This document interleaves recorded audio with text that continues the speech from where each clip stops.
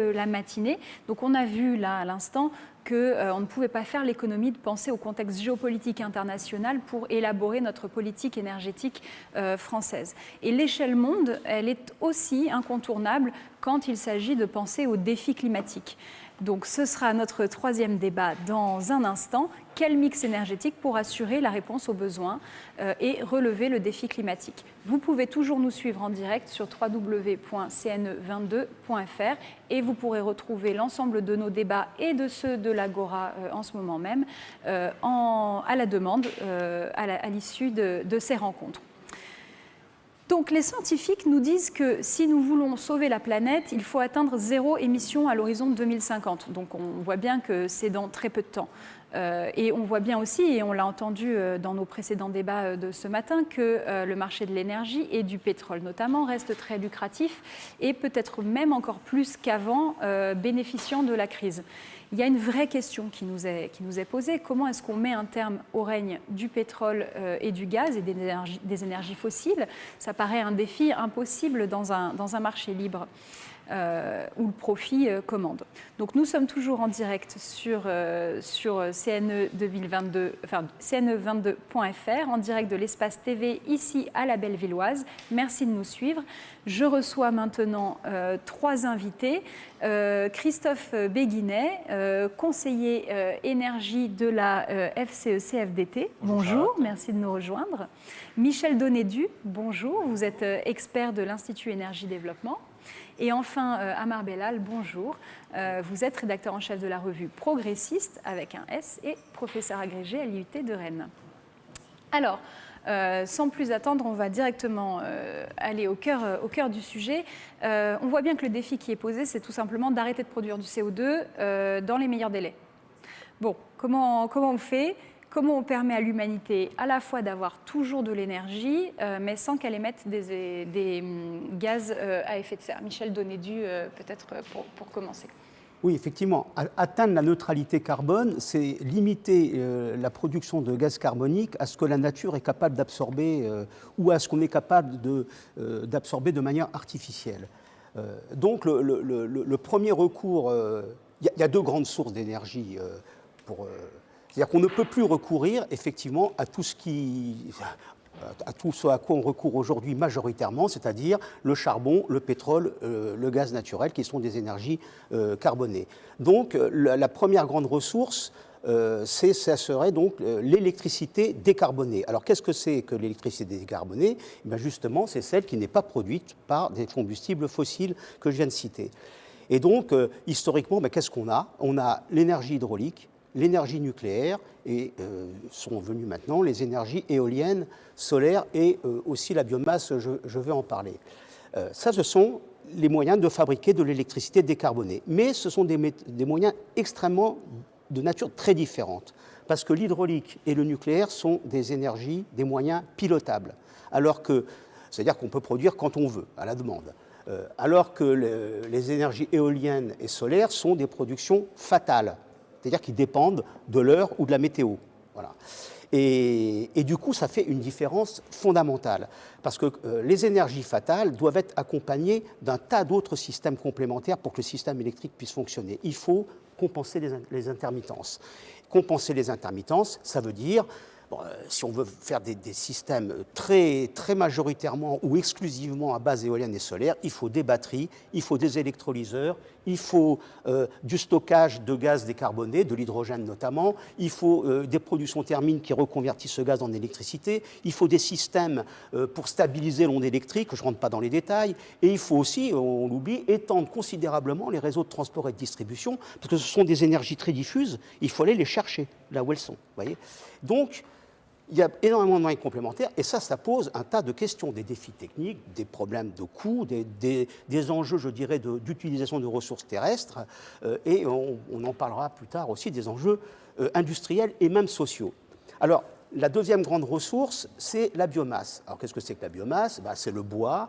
Ce sont des déchets agricoles, les effluents d'élevage, bon, on appelle ça aussi le fumier et le purin, et puis des cultures à vocation énergétique, c'est-à-dire des cultures qu'on qu'on développe pour faire de l'énergie avec. Et donc, quelle énergie est-ce qu'on fait avec tout ça? Du bois de chauffe, des biocarburants et des biogaz, comme le gaz naturel, mais avec du méthane, quoi. Et là, la grosse difficulté de cette ressource-là, c'est les conflits d'usage. Parce que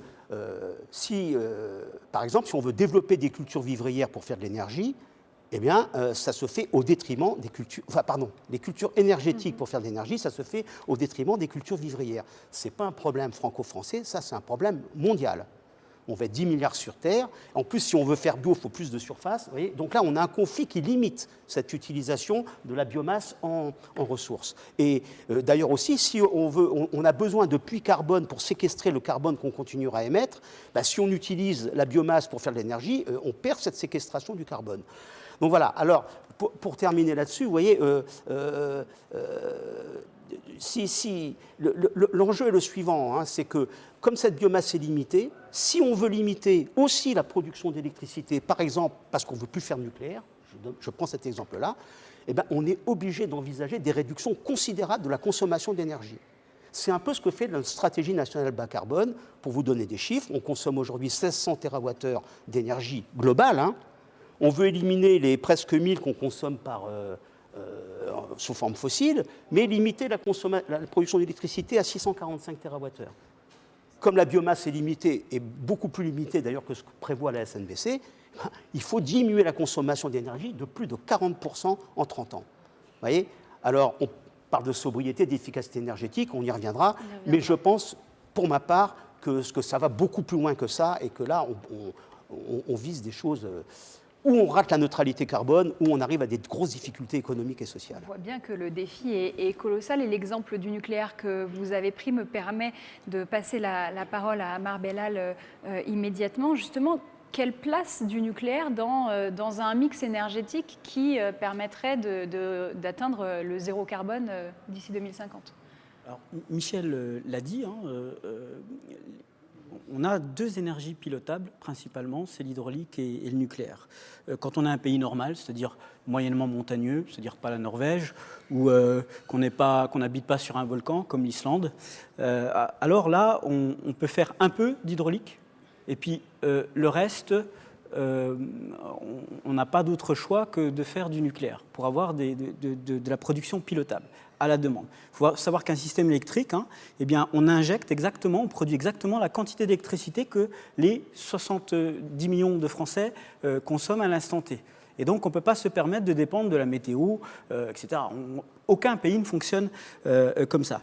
Il y a un exemple grandeur nature qui fait office de juge de paix, c'est l'Allemagne. L'Allemagne a démontré qu'elle n'a pas réussi à se passer de son parc d'énergie pilotable. Elle avait 100 gigawatts en puissance en charbon, gaz, nucléaire et biomasse.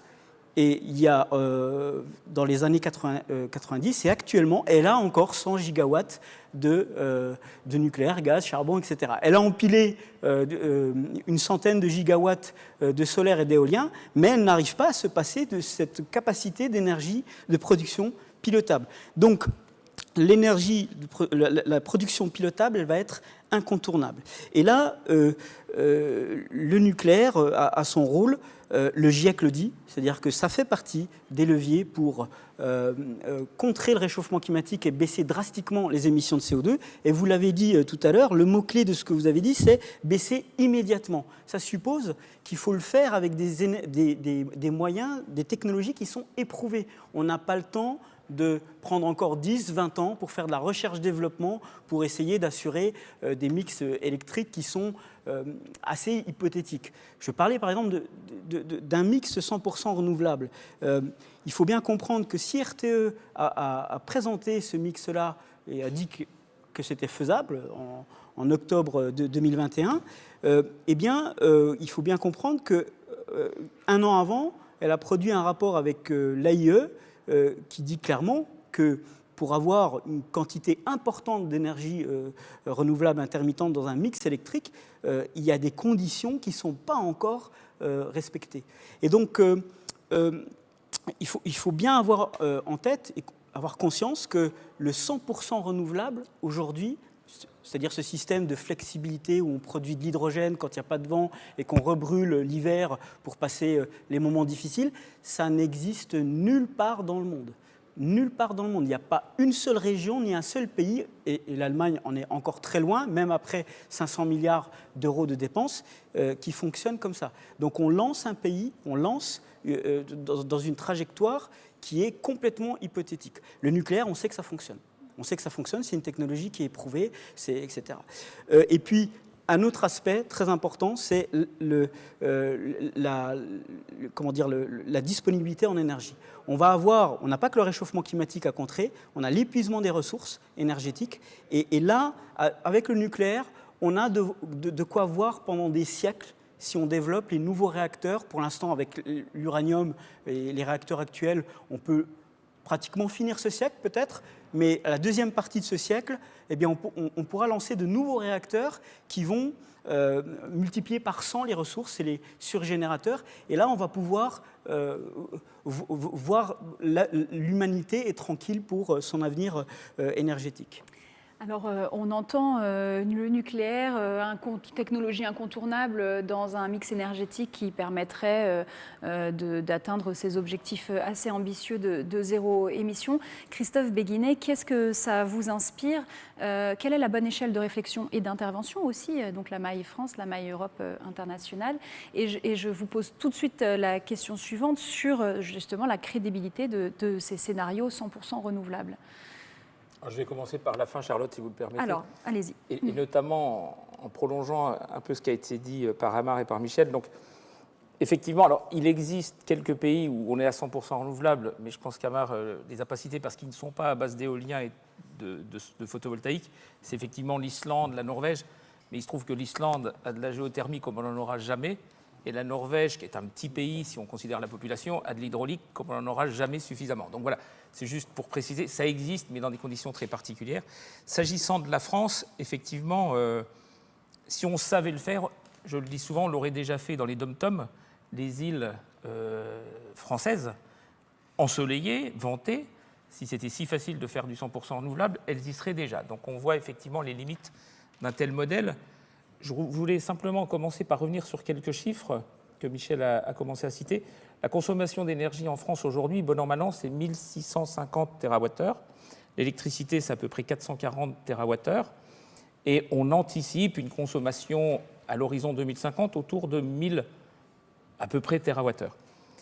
Et sur ces 1000, il faudra, de notre point de vue, 700 TWh. Donc l'électricité, il va falloir en produire beaucoup plus, parce qu'on va passer de 440 à 700. Donc le premier commentaire que je voudrais faire, c'est qu'on va avoir besoin de tout ce qui est disponible en production d'électricité décarbonée. Tout. Et je pense que même en prenant tout ce qui est disponible, on aura du mal à disposer de toute l'électricité dont on aura besoin. On réduise notre consommation. Alors, du coup. Comme je viens de vous le dire, on passera de 1650 aujourd'hui à 1000. Donc les efforts de sobriété, mais aussi d'efficacité énergétique, on entend, notamment dans la campagne politique qu'on connaît en ce moment, beaucoup parler de sobriété. On oublie souvent l'efficacité énergétique. D'un mot, la différence, c'est que la sobriété, on consomme moins, on fait des choses en moins. Par exemple, on bouge moins, on prend moins sa voiture, son véhicule au sens large, avion compris. On se chauffe moins, ça c'est de la sobriété. L'efficacité énergétique, c'est quand on a le même service avec moins d'énergie. Si vous isolez votre maison, vous aurez toujours 19 degrés chez vous, mais vous consommez moins, c'est de l'efficacité énergétique. Donc, au travers d'une sobriété quand même forte, ça a été dit, je crois, par Michel, et d'une efficacité énergétique très volontariste, il y a des efforts considérables à faire en termes d'efficacité. On consommera moins, et il faudra consommer moins. Mais il n'empêche, il faudra beaucoup plus d'électricité. Alors, sur votre question, la première partie, l'échelle, l'électricité, et je pense que ça, c'est connu de tous nos interlocuteurs, de tous ceux qui nous écoutent, est un produit qui ne se stocke pas vraiment et qui se transporte difficilement. Ça a été dit, il faut des infrastructures de transport d'électricité qui sont lourdes, qui sont très très onéreuses. Donc on n'importera pas notre électricité d'Australie ou de Chine avant très très très longtemps. Et je ne sais pas par quelle innovation on pourrait le faire. Et donc, la question qui se pose, c'est quelle est la bonne échelle pour mettre en œuvre, j'espère que ce mot va parler à tout le monde, le foisonnement le plus pertinent. Les électriciens, on parle souvent de plaques de cuivre. C'est-à-dire, Quelque part, quand quelqu'un consomme et qu'un autre ne consomme pas, tout ça foisonne, comme on dit, et au final, on arrive à moyenner les consommations. Idem pour la production. Quand quelqu'un produit parce qu'il a du vent en mer du Nord ou du soleil en Andalousie, sur la plaque européenne, tout ça permet de partager et de faire foisonner tant la consommation que la production.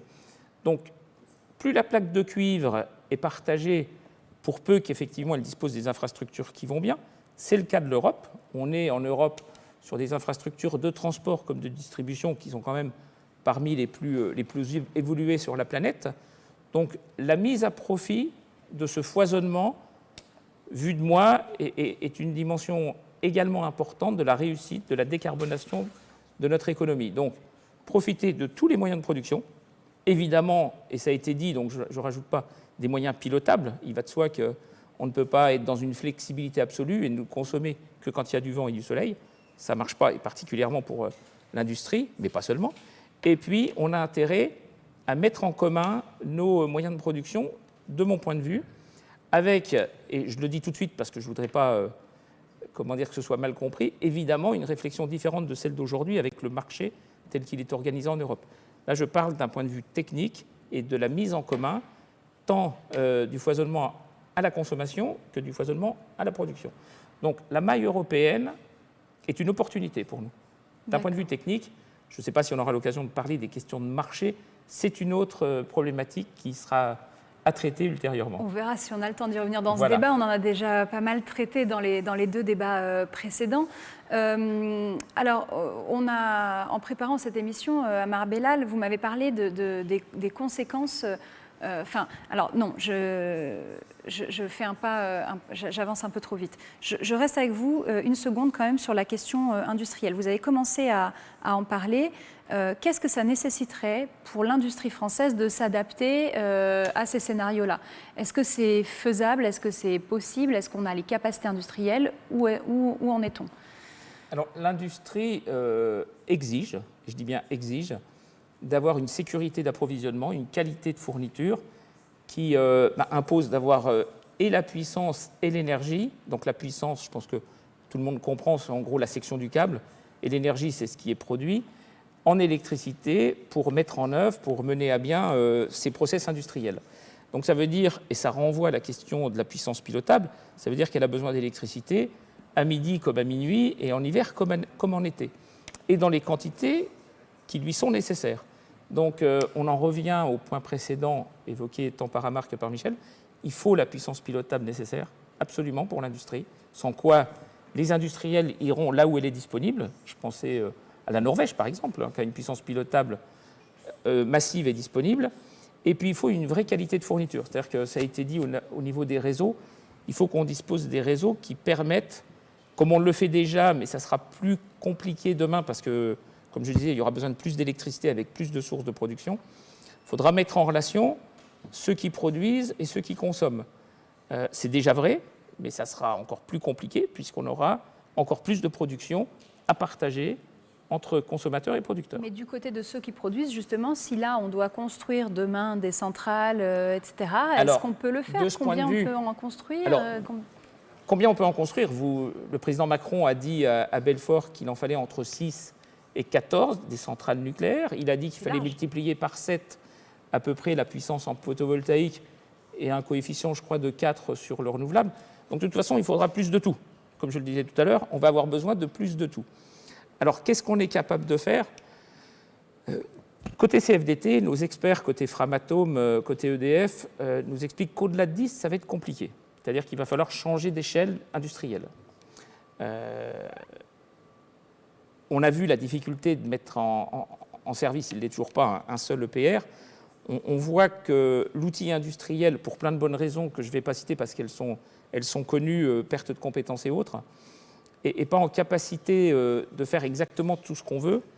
Et je ne vous cache pas, et je m'arrêterai là, que côté CFDT, pour le coup, on est très inquiet sur tout ce qui relève de ce qu'on appelle les gestions, emploi et compétences.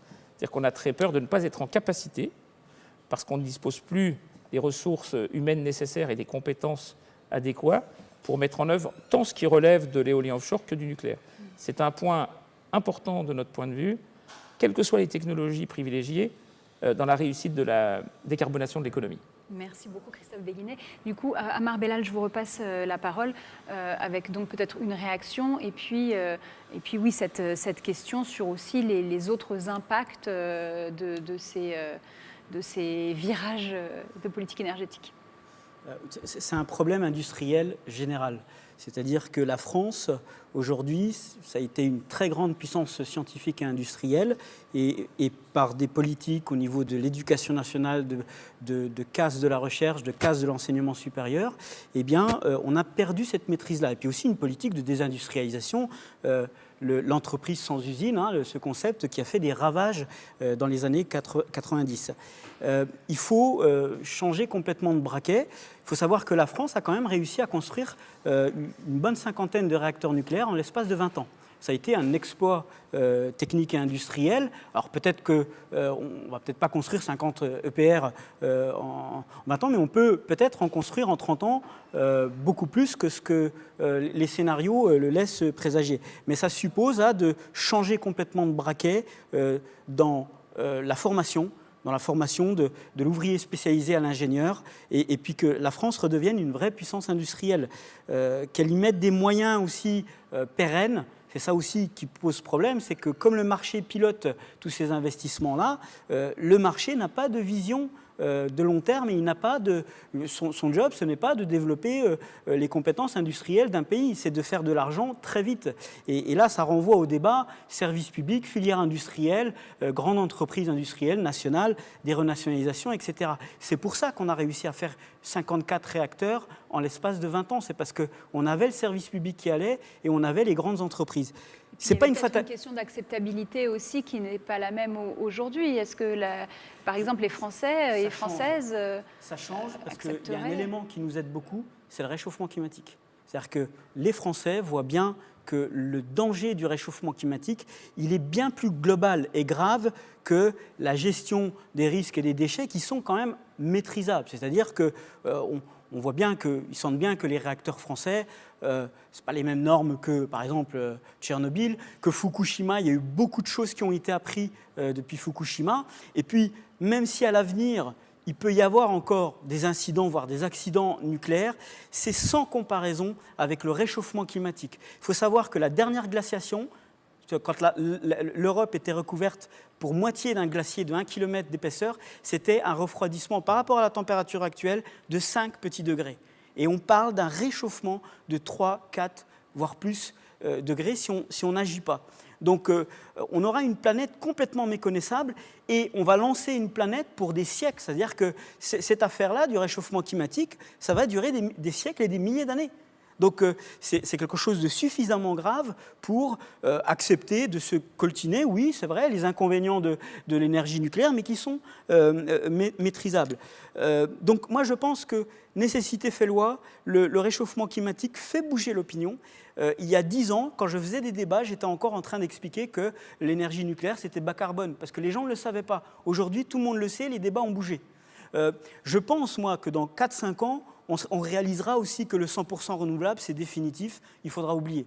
C'est-à-dire qu'il y aura une part, effectivement, il faudra faire du renouvelable, parce que les prochains réacteurs nucléaires qui entreront en service, ce sera dans 10 ans. Donc, entre-temps, il faut quand même augmenter notre production d'électricité, donc il faudra du renouvelable. Mais moi, je parierais que la France, à un moment donné, elle va revenir sur beaucoup plus de nucléaire que ce qui est annoncé dans les scénarios, parce que la nécessité fait loi. Et sur l'industrie, il y a le coût, effectivement. C'est-à-dire qu'une électricité, on parle de factures 5 fois plus chères avec les problèmes de spéculation. Et ça compte pour des énergies, des industries électro-intensives. Mais même dans les scénarios les plus parfaits, RTE, le scénario 100% renouvelable, c'est 20 à 30% plus cher qu'un scénario où il y a 50% de nucléaire. Donc il y a le prix, il y a effectivement la disponibilité, l'approvisionnement assuré, il y a la qualité de l'électricité, c'est-à-dire qu'il faut avoir une fréquence suffisamment stable, et ça, il n'y a que les grosses machines tournantes, hydrauliques, nucléaires, qui peuvent le faire, et ça permet d'attirer l'industrie. Et il y a un autre aspect aussi, c'est qu'aujourd'hui, l'industrie a besoin de beaucoup d'hydrogène, et si on veut complètement décarboner notre économie, on ne pourra plus produire de l'hydrogène aujourd'hui, surtout avec du méthane. Il faudra le produire avec l'électricité. Et là, il faudra l'électricité décarbonée et puis qui puisse produire de l'hydrogène constamment. Pas que quand il y a du vent, sinon les électrolyseurs, ils ne seront pas rentables et ça coûtera horriblement cher. Et l'industrie, c'est... on parle de 650 TWh, c'est la stratégie nationale bas carbone, mais l'Académie des sciences, l'Académie des technologies parle de 800-900 TWh. Et les Allemands, nos amis allemands et nos amis anglais, à proportion de population égale, eux, ils tablent aussi sur ça. On est les seuls à avoir une... donc on n'est pas très ambitieux de ce côté-là en termes de quantité d'électricité. Et je terminerai juste sur une chose, c'est l'empreinte carbone.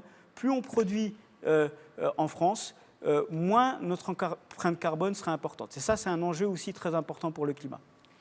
Donc effectivement, beaucoup de choses essentielles viennent d'être dites, la question de la faisabilité, la question de l'accessibilité, la question de l'empreinte carbone. Et je voulais aborder, pour conclure, parce que ce débat touche déjà à sa fin, donc avec Michel Donédu, je voulais aborder cette question aussi peut-être des enjeux de justice sociale. Quand on parle de sobriété, à qui l'impose-t-on et quand on parle des tarifs aussi, ça n'impacte pas tout le monde et tous les acteurs de la même façon. Donc ces scénarios 100% renouvelables, qu'est-ce qu'on peut en dire sur le plan de la justice et de l'égalité ? Alors, je voudrais repartir de ce qu'a dit Christophe sur la question de la sobriété. Alors, la sobriété, moi, je ne suis pas pour la rejeter. Il vaut mieux être sobre que saoul, hein, c'est évident, que dispendieux, que gaspilleur, etc. Sauf qu'il faut se méfier de trop compter sur la sobriété pour résoudre le problème, parce que si on impose, si on table sur une sobriété extrêmement importante, du coup, on n'a pas le système énergétique qu'il faut, du coup, on l'impose, et du coup, des gens vont en souffrir. Voilà, comme l'a dit Christophe, hein, ça porte sur les 3 grands postes de dépenses énergétiques aujourd'hui, c'est les transports, donc bouger moins, le chauffage, se chauffer moins, on parle de -1, -2 degrés, pas simple, hein, et puis l'industrie. C'est une grosse... Donc, il faut consommer moins de produits industriels. Et ça revient à la question de l'empreinte carbone, parce que si on produit moins d'industrie chez nous, ça veut peut-être dire qu'on va en chercher ailleurs, et du coup, on importe du... Enfin, et comme le problème est mondial, excusez-moi, on importe des émissions de gaz à effet de serre, et comme le problème est mondial, ça revient au même, quoi. Donc, on fait comme l'autruche, on se met la tête dans un trou, là. Donc, les excès de sobriété, je pense qu'il faut y faire attention. Et il y a un deuxième... Et évidemment, cette sobriété... Moins on veut de nucléaire, plus on dit qu'il faut du renouvelable, et ben plus tous les partisans du tout renouvelable disent qu'il faut énormément de sobriété. Voilà, c'est comme ça que se pose l'enjeu social en liaison avec l'enjeu technique. Et il y a la question, je voudrais y venir, de la flexibilité de la demande. Parce que quand vous avez une production intermittente, ben, il faut changer le paradigme d'aujourd'hui où c'est le producteur qui adapte sa production à la consommation. On dit que demain, ben, il faudra aussi que la consommation s'adapte à la production. Alors on le fait un peu déjà avec les heures pleines, les heures creuses, mais on programme. On sait que les heures creuses, bon, ben c'est par exemple la nuit, donc on va programmer sa machine à laver pour la nuit, son chauffe-eau pour la nuit. Tandis que là, la flexibilité de la demande, ça dépend de la météo. Quand il n'y a pas de vent, pas de machine à laver. Donc c'est beaucoup plus compliqué à gérer, vous voyez. Excusez-moi, là, je crois que j'ai perdu ma... Bon, c'est pas grave. Et donc là, vous voyez, l'usage deviendrait aléatoire et on n'est plus maître de ce qu'on fait. C'est le réseau qui vient chercher chez vous, un réseau intelligent qui vient piloter vos installations intérieures. Donc, vous voyez, ça commence à poser... Alors, je ne dis pas qu'il n'en faudra pas, mais là, il faut se méfier énormément, je pense, des excès, parce qu'au bout du compte, vous dites, comment est-ce qu'on peut imposer cette sobriété, cette flexibilité ? Alors on entend dire, il faut compter sur la conscience citoyenne. Ouais. La limitation de vitesse, on ne compte pas sur la conscience citoyenne. On met des radars et on met des amendes. Donc, si on fait imaginez qu'on fasse la même chose, alors ce n'est pas des radars ou des amendes, c'est l'augmentation des prix, tout simplement.